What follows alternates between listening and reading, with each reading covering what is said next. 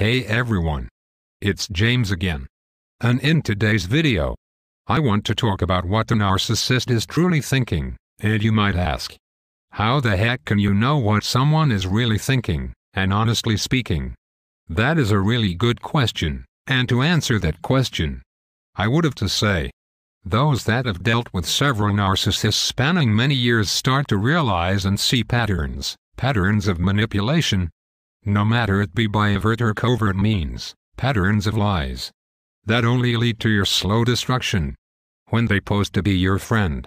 All the while they are plotting against you, patterns of playing upon your kindness to get back into your life, and use you once again, patterns of building you up, and making you feel real good, then tearing you down at the right moment in time to serve the narcissist's agenda. Patterns of when you think they have seen the light and are ready to change for the better, as they rip the rug out from under you with another underhanded trick or manipulation. Patterns of the more they are successful at their manipulation, the more they beam with delight and seem in their element. Patterns of fake apologies, then blaming you for the reason why they act so bad. Patterns of turning friends and family against you, one by one, all the while still pretending to have your best interest at heart. And when you have seen these patterns over and over and over again, you realize one profound thing, that you now know how these people think, and this truly frightens you.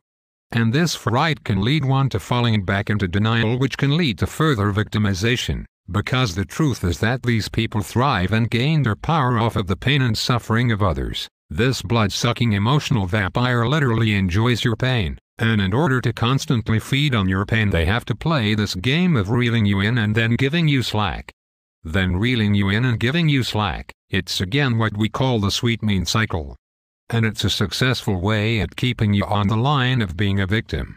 But more importantly, this is why people say these types cannot change, nor are they worth to try to change such people. Because you aren't dealing with someone that has just made a mistake, or that can see the error of their ways. However, you are dealing with an individual that on a deep level enjoys your suffering. And your suffering gives them power to stand up straight and to put a smile on their face. It gives these people a sense of accomplishment and satisfaction. They relish what they have done to you. And this feeling makes them want to do this act again and again and again. After dealing with such people for several years in several different settings, you finally realize these facts. Or you fall back into a deep sleep and into denial of all of this. And the reason for this is we are taught that these types are the extreme. Such as the stories that you hear of a mom torturing or killing their kids.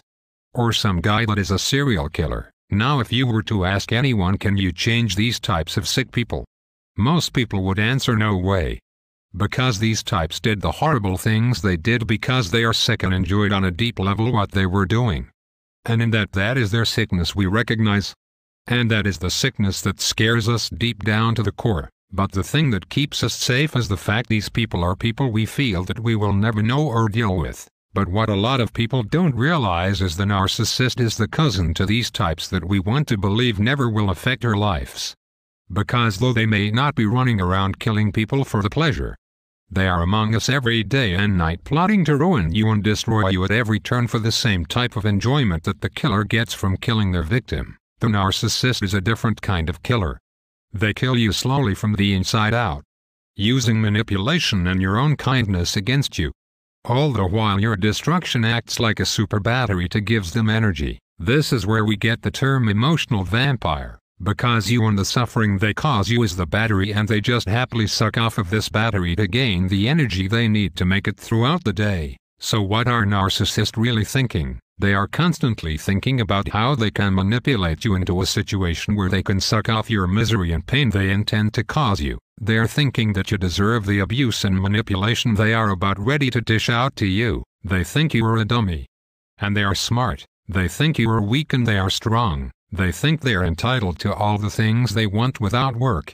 And if they have to take it from you, so be it. And though they may never admit it, they love the evil character in the movies because that's the character they can identify with. And why would they never admit this fact? Because that would be revealing their true self, and thus would have a more difficult time manipulating you and others into their trap. Thoughts of remorse never go through their mind, however they only feel contempt for you and for others. They never think about love except on how they can use the fact that you the victim can love as a tool against you. And how they can manipulate your love to get you to be a willing victim. They fake being sad and can cry at the drop of a hat when caught in the act, but are only seething with anger deep down inside for being caught and held accountable. And though these types don't go around killing like their psychopathic cousin, they do sometimes kill. And when they do kill, it's because they feel they are entitled to do so, or to obtain a financial payoff, or to escape responsibility of raising their children, the most common of which is the narcissist killing their marriage partner in order to obtain insurance payoff. And when caught, they only are crying for themselves, and after lie, they try to convince the powers that be they are truly the victim, and that the victim was really the abuser, and that all of what they did wasn't for money, but because they were scared and had to do so in order to save their life. This is a tactic the narcissist has learned, and learned well. How to blame others for their bad behavior and dirty deeds. And when they do the worst of the worst, they use these tactics to escape justice.